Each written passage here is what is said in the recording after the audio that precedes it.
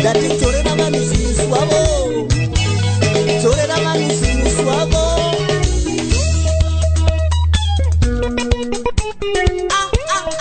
Chinekewo. Abomination. Auteto.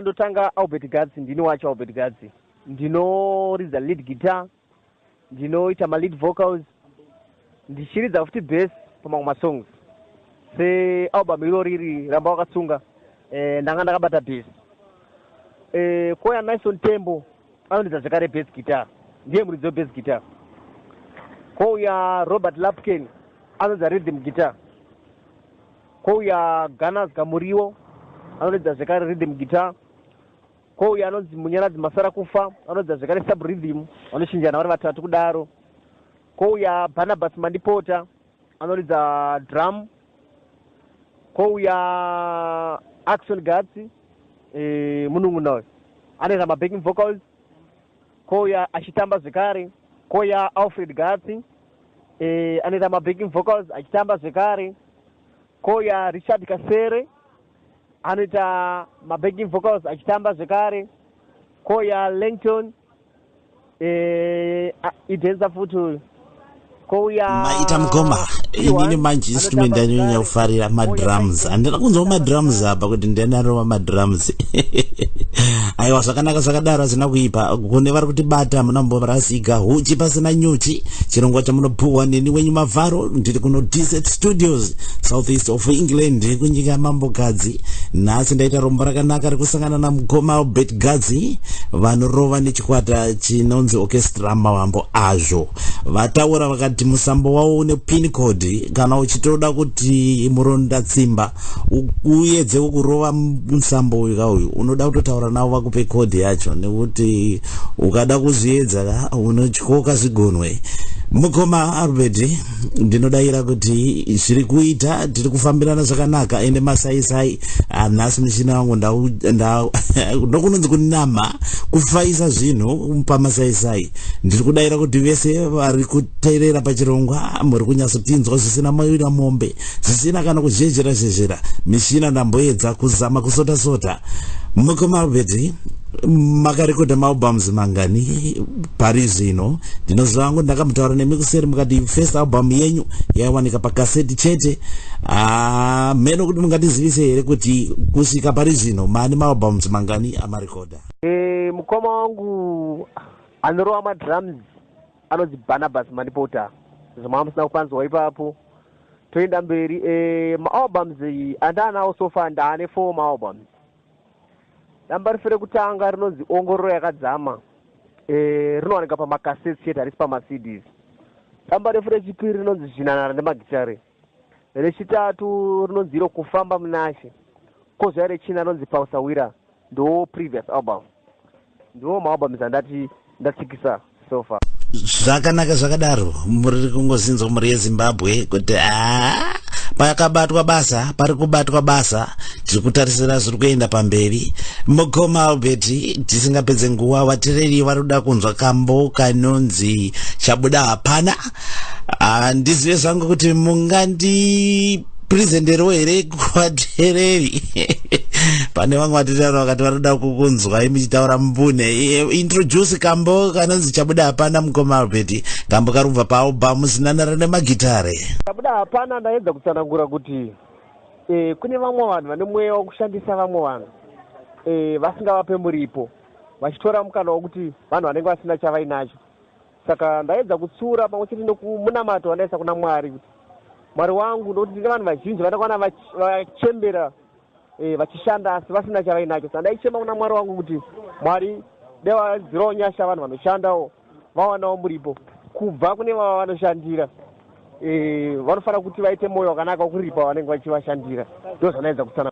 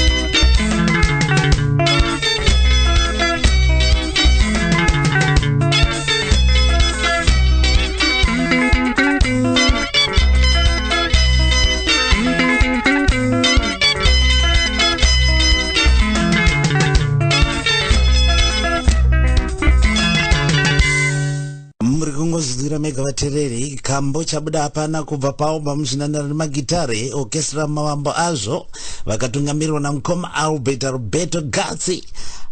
Iwe unozodeiko zvako tapirirwa nengoma uye unzwe iwe mukoma Albert. Tichifambira pamberi nehurukuro yatiri kuita nhasi mhuri yeZimbabwe ndasakaniswa naMwari kuburikidza nezuva ranhasi. Mukoma Albert Gatsi vari paZimbabwe vanorova nechikwata Orchestra Mavambo azvo ndowandawanana navo mukati mezuva ranhasi ndikatorega timbonzwa hurukuro nekuti donzoro nderekuda kuti tinyanye kuzivana nevaimbi vedu, kunzwa nhoroondo dzavo, makuriro avakaita, mafambiro ari kuita chikwata. Mukoma Albert Gatsi ndinoziva kuti mune vamwe vaimbi vamunombotiimbei navo. Pane kambo kandakambonzwa muchikwenya gitare namukoma Joseph Garakara. Handizivi kuti munozvisanganisa sei nekuti imimi mune project dzenyu dzamuna muchiita, kozoitawo vamwe vaimbi vanokuti yamundrovero lead kana bass. How do you mix it? Munozvisanganisa sei mukoma? Mukoma wangu kune vamwe vaimbi ndezvekudai so. Pandinoburisa madamba refangu ndichiita maprojects angu, ivo vanowana mukana wekuteererawo music yangu vonzwa. Saka pavanonzwa ndichiridza magitara angu vanogona kunakirwa nehendi yangu yane ndichiridza ndiri kwangu. Then kana vanakirwa votifonera, Gatsi uri kupi? Ndoda kurekodi album yangu. Saka tunoita kune anonzi macontract kuti zvezvingori zvekungohaiwa zvinguva iyoyo. Kana dziri mari totaurira namukoma mati muda kuridzirwa lead. Ndinoda mari yakati. Ndopiwa mari anenge ndida kuti ndipiwe panguva yacho.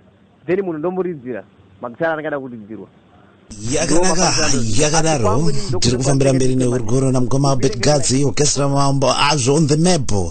Ini ndinogana ndakataura kuti let's put this music on the map. Muri yeZimbabwe ndinodaira kuti nemhanzi dzamanzwa idzi guys muchada maoriginals emhanzi dzamukoma Albert Gatsi, and I promise you kuti mhanzi mufunge kumbadzi kumbodhura kunge $3 naika. Can you confirm mukoma Albert ipapo kuti is $3 for CD album? Saka zvazvinoita ndezvekuti inini kana achinetsa kuuya maalbums iwayo tinogona kuronga ndine mhanzi dzandinadzo, but I promise you kuti once wangoti kuda mari wandisira $3 yako unongoti isira mukoma Albert $3 paningirikinini pa eco cash naika via world remit. Waisira eco cash waudza kuti mukoma Albert wakangonifema kuti Mafaro ndaisirwa mari nemuchinda ari kuda original copy. Ini ndozokukandira ari pama MP3 pacho nakuda kuedza kusumudza vaimbi veZimbabwe ndozvatinoda. Iwe usumudza nekokoko, ini ndosumudza nekokoko. Mukoma Albert, pane mumwe mutereri wabvunza nzi hatina kunzwa kuti chikwata chakavambwa rini, mungatibatise here kuti chikwata chakavambwa rini? Mukoma Mufaro ndanga ndapakangano ipapo ndine urombo vatereri. Chikwata chakavambwa 2005. Asi 2005 harisi rogore ratakatsikisa. 2005 zvinhu zvakatiomei kwatiri kuti gone kunotsikisa.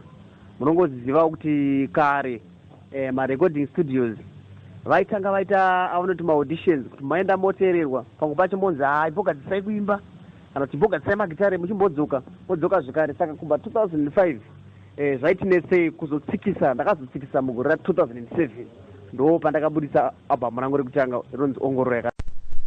Vari kutibata hamuna kumborasika, muri pachirongwa huchi pasina nyuchi naMafaro, broadcasting from DZ Studios Dizola kuno kuSoutheast of England. Ndiri kurukura namukoma Albert Gatsi vanofamba nechikwata cheorchestra Mavambo azvo vakuziza vane 4 albums.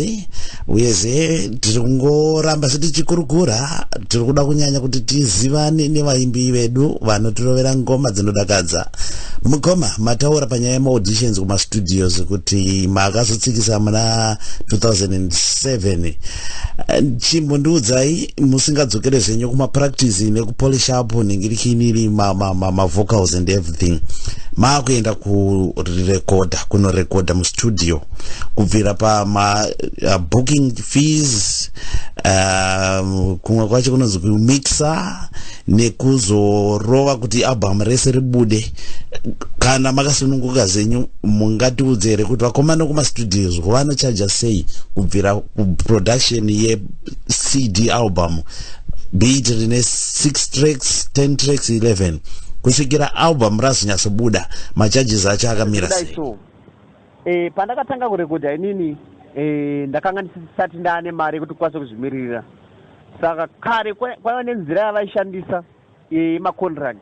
Contract yanga yakamira yakadai so, waienda iwo kustudio uine music yako, either kuti unenge une demo kana kuti unoenda live band, vanoteerera music yako. Kana vateerera, chinangwa chinenge chichekuti kana vateerera ivo vanozoprovida studio mafees yese iwawo chisina mari yavanenge uchibvisa ipapo. Unenge wakungoenda uchingonotsikisa mainstruments zvishandisa avo, zvese zvinenge zviri zvavo, munongoenda muri vanhu, then matsikisa mapedza, music iyo inotengeswa. Kana yatengeswa mune percentage, vane a certain percentage yavanotora pakutengwa kwamakasetti kana maCDs.